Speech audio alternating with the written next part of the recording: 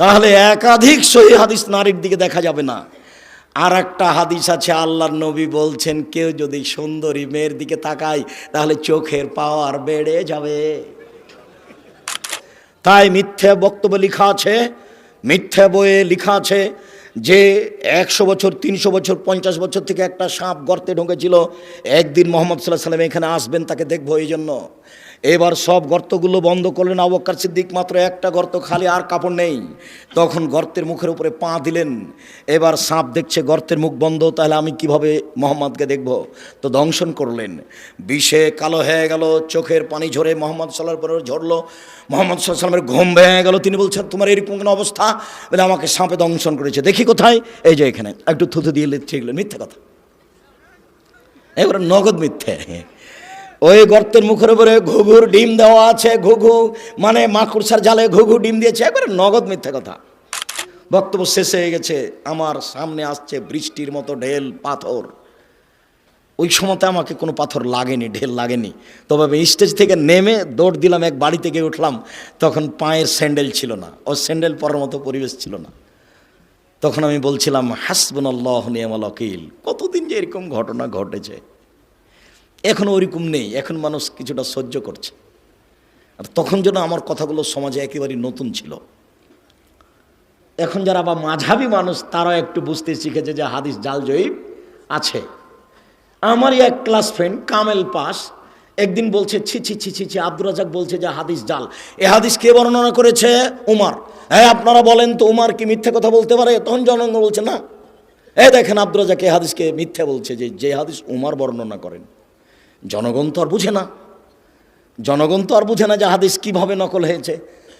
ওই মাইকটার ওখানে আল্লাহর নবী, আপনাকে দেখাচ্ছি, ওই মাইকটার ওখানে আল্লাহর নবী। এবার আল্লাহর নবী থেকে কথা শুনছেন আমার ওই ভাইয়ের ওখানে আবু হুরায়রা রাদিয়াল্লাহু তাআলা আনহু, উনি সাহাবীর স্থানে, তারপরে সাহাবীর পরে তাবেঈর স্থানে, তারপরে তাবেঈর পরে ইনি একজন, তারপরে আমার স্থানে ইমাম বুখারী। এখন ইমাম বুখারী বলছেন আমি হাদিস শুনেছি আমার শিক্ষক মাখুল হতে। তিনি বলছেন আমি হাদিস বর্ণনা করছি আমার শিক্ষক নাফে হতে। নাফে বলছেন আমি হাদিস নকল করছি আমার শিক্ষক আবু হুরায়রা হতে। আবু হুরায়রা বলছেন আমাকে আল্লাহর নবী বলেছেন। এইভাবে হাদিসের সূত্র আছে।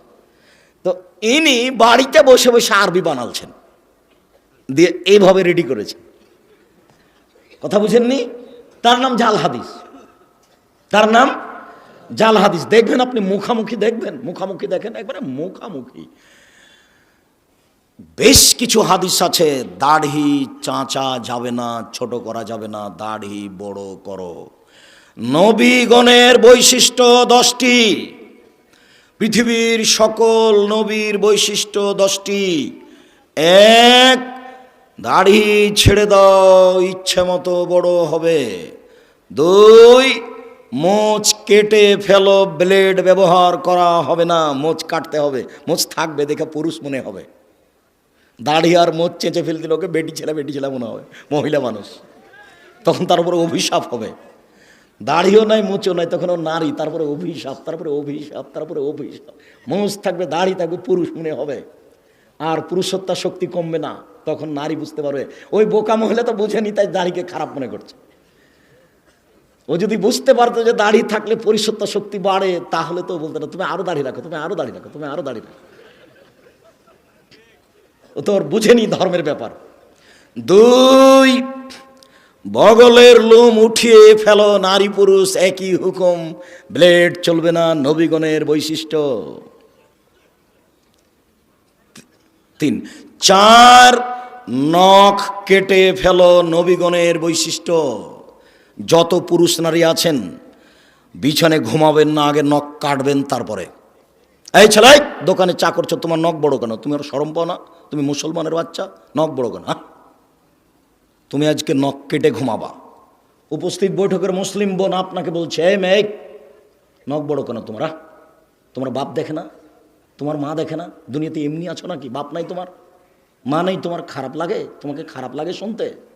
খারাপ লাগে কেন? তোমার বাপ আছে তো তোমার নখ বড় কেন? তোমার মা আছে তো তোমার নখ বড় কেন? কিসের তোমার বাপ মা? তোমার বাপ উপার্জন করবে গার্মেন্টসে, সেই জন্য তোমার বাপ? আর তোমার মা তেল বেশি করে দিয়ে ভাত রান্না করে দিবে তরকারি, সেই জন্য ও মা না। রান্না করতে কাজের মেয়েও পারে, কাজের মেয়ে বলতে পারে না এই নখ কাটো, তোমার মা বলতে পারে এই নখ কাটো। এই মেয়ে তোমাকে বলছি, তুমি যদি নখ রেখে ঘুমাও তুমি আমার বক্তব্যের সাথে মুনাফিকি করেছ। এই মেয়ে তুমি যদি আজ রাতে নখ রেখে ঘুমাও তুমি আমার বক্তব্যের সাথে মুনাফিকি করেছ। তোমার এখানে বক্তব্য শুনতে আসা ঠিক হয়নি, তুমি আমার বক্তব্যের সাথে মুনাফিকি করো না। নিচের লুম পরিষ্কার করতে হবে, ঊর্ধ্বে টাইম 40 দিন, পুরুষ নারী একই হুকুম। ব্লেড ব্যবহার করা যাবে না এ কথা মিথ্যা। যা দিয়ে সম্ভব, যেভাবে সহজ সেভাবেই পরিষ্কার করবে, নারী পুরুষ একই হুকুম। যেটা বলতে যাচ্ছিলাম, একাধিক সহিহ হাদিস, দাড়ি ছেড়ে দিতে হবে। তিরমিজিতে একটা হাদিস আছে, জাল হাদিস, আল্লাহর নবী তার দাড়ির দুই পাশ থেকে এবং সামনে থেকে কেটে ছোট করতেন। ওটাও হাদিস, এটাও হাদিস। বুঝাতে পারলাম না? আমি কি বুঝাচ্ছি তা বলতে পারেনি, বুঝতে পারেনি মনে হয়। তার মানে দাড়ি রেখে দিতে হবে, এটা বুখারী মুসলিমের সহিহ হাদিস। আর দাড়ি কেটে ফেলতে হবে, নবীও কাটতেন, এটা কোন হাদিস? জাল হাদিস। এটা মানুষে বসে বসে বানালছে, বুঝতে পারলেন না? মুহাম্মদ সাল্লাল্লাহু আলাইহি সাল্লাম বলেন মহিলার দিকে লক্ষ্য করা যাবে না। আল্লাহর নবী হঠাৎ যদি কোনো মহিলার উপরে চোখ পড়ে যায় তাহলে কি করব? তখন আল্লাহর নবী বললেন তুমি তোমার মুখটা তার থেকে সরিয়ে নিবা।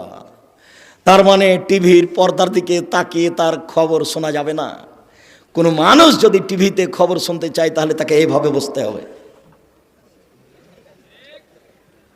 রং মাখানো পতিতালয়ের মেয়ে টিভির পর্দাতে এসে বক্তব্য দিচ্ছে, আপনি তার দিকে চোখ রেখে আছেন, তখন আপনি পরেজগার?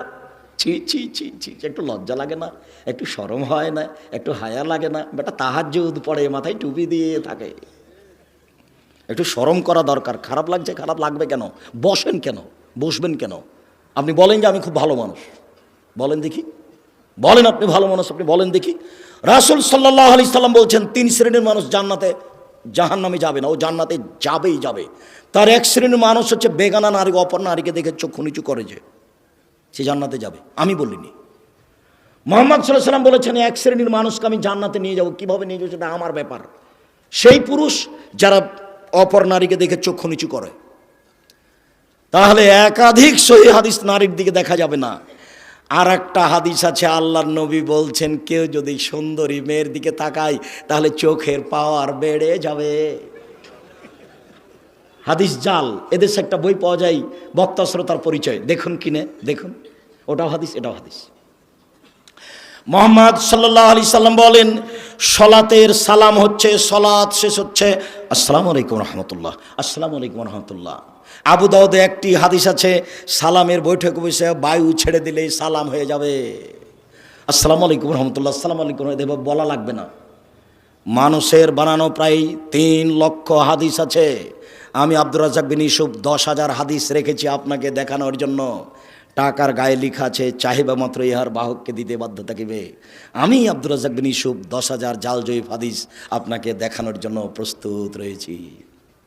হাদিস যে জাল হয় তার আপনাকে 2-1টা দেখালাম। ফাজাইলে আমল বইয়ে লেখা আছে যে আদম আলাইহিস সালাম ভারত থেকে 60,000 বার হজ করতে গেছেন, তাহলে তার বয়স হতে হবে 60,000 বছর। একেবারে নগদ মিথ্যে। ফাজাইল আমলে বইয়ে লেখা আছে এমনভাবে জিকির করবে দেখে যেন মানুষ বলে পাগল। আপনাদের এখানে যে বট গাছ আছে, বট গাছে এখন এখানে সম্মেলন হয় কিনা, যারা দেখেছেন তারা নারী পুরুষ জিকির করতে করতে উল্টে পড়ে যায়। যারা বাস্তব দেখেছে তারা বলছে যে না, এটা রাখা যাবে না। পীর মুরিদির কোনো নীতি রাখা যাবে না, যে কোনো মূল্যে এলাকা থেকে উঠাতে হবে, যে কোনো মূল্যে। কথা দিয়ে উঠান, পিটিয়ে উঠান। অসম্ভব আহলাদি সুরদেশিত এলাকায় এরকম জিকির আজকার মিথ্যা নারী পুরুষ একাকার হয়ে হতে পারে না। অসম্ভব, যে কোনো মূল্যে ঠেকাতে হবে, যে কোনো মূল্যে। আপনি প্রস্তুত থাকুন। আহলাদি সুরদেশিত এলাকায় এরকম মিথ্যে জিকির হবে, এটা হতে পারে না। ধর্মের নামে মিথ্যে জিকির চিৎকার করে হতে পারে না। এই মাটিতে জিকির হবে লা ইলাহা ইল্লাল্লাহ চুপে। আপনাকে কথা প্রসঙ্গে একটু দেখালাম।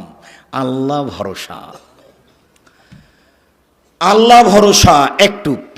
আবু বকর সিদ্দিক রাদিয়াল্লাহু তাআলা আনহু বলেন আমি গারে শহরে আল্লাহর নবীর সাথে আছি, তারও একটু আগে বলি, 1 মিনিট এক খেলে চেয়ে থাকবেন। মন খারাপ, আবু বকর সিদ্দিক হিজরত করে চলে যাবেন, পালিয়ে যাবেন। আল্লাহ রাসূল বলছেন, আবু বকর তুমি একটু থামো, আমাকেও যাওয়া লাগতে পারে। তখন আবু বকর সিদ্দিক বুঝলেন তাহলে দুইজনের একসাথে হিজরত হবে। এবার আবু বকর সিদ্দিক 2টা উটের প্রস্তুতি নিলেন। আর বক্তা বলছেন যে সেদিন থেকে আবু বকর সিদ্দিক রাদিয়াল্লাহু তাআলা দরজায় দাঁড়িয়ে থাকলেন, কখন আল্লাহর নবী বলবেন, কখন রেডি, তাই তিনি রেডি আছেন, একবার সব মিথ্যা কথা। তখন উনি বুঝলেন যে আমাকে বের হতে হবে, 2টা উট রেডি। হঠাৎ একদিন দুপুরের সময় আয়েশা রাদিয়াল্লাহু তাআলা বলছেন, আমার বাপ মা খালি দিন ধর্ম, খালি দিন ধর্ম। মুহাম্মদ সাল্লাল্লাহু আলাইহি ওয়াসাল্লাম আমাদের বাড়িতে সকালে আসেন, বিকেলে আসেন, সকালে আসেন, বিকেলে আসেন। ঠিক একদিন দুপুরের সময় এসে বলছেন, ঢুকে বলছেন, আবু বকর সিদ্দিক, জি মেয়ে দুটাকে আপনার পরিবারের, এদেরকে সরতে বলেন। জি না, সরবে না। কি বলছেন বলেন? তার মানে আমি আবু বকর সিদ্দিক যেমন, আমার মেয়েরাও তেমন 19-20 হবে না। আমি বুঝতে পারছি আপনার কথা গোপন, কিন্তু আমাকে বলা যেমন আমার মেয়েদের সামনে বলা তেমন, কোনো সমস্যা নেই। ওটা আয়েশা, এটা আসমা। বুঝতে পারেননি মনে হয়। বাপ যেমন বেটা তেমন, বাপ যেমন বেটি তেমন। অর্ডার হয়ে গেছে, চলে যেতে হবে। ঠিক আছে, বের হয়ে গেলেন। গাড়ে শহরে পাহাড়ের মধ্যে আশ্রয় নিলেন, গর্তে। দিয়ে আবু বকর সিদ্দিক বলছেন, এখানে আপনি থামেন, আমি আসছি। এখানে আপনি বসেন, আমি আসছি। ওখানে সব মিথ্যা কথা লেখা আছে, যে সব গর্তগুলিকে আবু বকর সিদ্দিক ছিদ্রগুলো বন্ধ করছিলেন, সাপ তাকে দংশন করতে পারে। তাই মিথ্যা বক্তব্য লেখা আছে, মিথ্যা বইয়ে লেখা আছে যে 100 বছর, 300 বছর, 50 বছর থেকে একটা সাপ গর্তে ঢুকেছিল। একদিন মুহাম্মদ সাল্লাল্লাহু আলাইহি ওয়াসাল্লাম এখানে আসবেন, তাকে দেখবো, এই জন্য। এবার সব গর্তগুলো বন্ধ করলেন আবু বকর সিদ্দিক, মাত্র একটা গর্ত খালি, আর কাপড় নেই। তখন গর্তের মুখের উপরে পা দিলেন। এবার সাপ দেখছে গর্তের মুখ বন্ধ, তাহলে আমি কিভাবে মোহাম্মদকে দেখব? তো দংশন করলেন। বিষে কালো হয়ে গেল, চোখের পানি ঝরে মুহাম্মদ সাল্লাল্লাহু আলাইহি ওয়াসাল্লামের ঝরলো। মুহাম্মদ সাল্লাল্লাহু আলাইহি ওয়াসাল্লামের ঘুম ভেঙে গেল। তিনি বলছেন, তোমার এরকম কোনো অবস্থা? বলে, আমাকে সাপে দংশন করেছে। দেখি কোথায়? এই যে এখানে। একটু থুথু দিয়ে লিখছে, এগুলো মিথ্যে কথা, এবার নগদ মিথ্যে।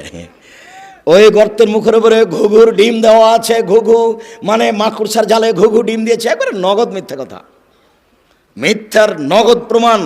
আবু বকর সিদ্দিক রাদিয়াল্লাহু তাআলা আনহু বলছেন, কুলতু লিন-নবী সাল্লাল্লাহু আলাইহি সাল্লাম, আমি আল্লাহর নবীকে বলছেন, আমি আল্লাহর নবীকে বললাম, আল্লাহর নবী, লাউ নাজারা আহদুহুম তাহতা কাদামাইহি, ওরা যদি কেউ পায়ের দিকে দেখে, ওই যে ওরা যদি কেউ পায়ের দিকে দেখে, লাভ সরানা, তারা আমাদেরকে দেখে নিবে। তখন আল্লাহ রাসূল বলছেন, মা জান্নাকে আবু বকর, আবু বকর আপনি কি মনে করেন, আপনি কি মনে করেন আমরা 2 জন? আল্লাহ সালেহুমা, আমাদের 3য় জন আল্লাহ। অসম্ভব, ওরা আমাদেরকে দেখতে পারে না। লা তাহজানিল্লাহ মা, আপনি চিন্তা করবেন না, আল্লাহ আমাদের সাথে আছেন। আপনি কি মনে করেন আমরা 2 জন? 3য় জন আল্লাহ। আল্লাহ ভরসা, দেখেন আল্লাহ ভরসা।